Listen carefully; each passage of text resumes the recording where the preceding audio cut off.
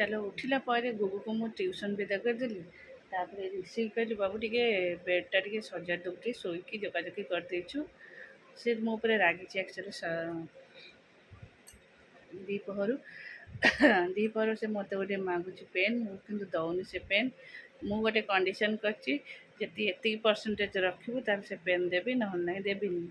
ସେଇ ଜାଗା ସେ ରାଗିଛି ଆଉ ମୋ କଥା ଶୁଣିଲାନି।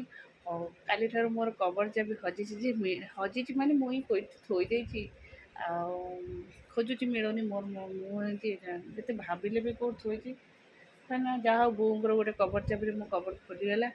ଆଉ ବାସ୍ ଏଇ ଧୋଇବା ଭିତରେ, ଖୋଜିବା ଭିତରେ ମୋତେ ଗୋଟେ ଜିନିଷ ମିଳିଲା। ଇଏ ହେଉଛି କପ୍ ହେଲା। ଏଇଟା ହେଲା କେତେ ବର୍ଷର କପ୍ ହେଲା, 11 ବର୍ଷର 10 ବର୍ଷର କପ୍। ଏଇଟା ଆମ ଘରୁ ମୁଁ ଆଣିଥିଲି ବାହାଘର ପରେ ବୋଧେ ହେବ ଏମିତି କପ୍। ଯାହା ହଉ ଏଇଟା ମୋତେ ମିଳିଗଲା। ମୁଁ ଚିଆ ସିଡ୍ ପକାଇକି ଭୁସି ପକାଇବାକୁ ବଢ଼ିଆ ଅଛି, ଆଉ ଉପରେ ବି କଭର୍ ଅଛି ହେଲା। ପକାଇଦେବି, ଏଇଟା କଭର୍ ଦେବେ। କେମିତି ହେଇଛି ମୋ କପ୍ଟା? କେତେ ଦିନର କପ୍ ଏଇଟା?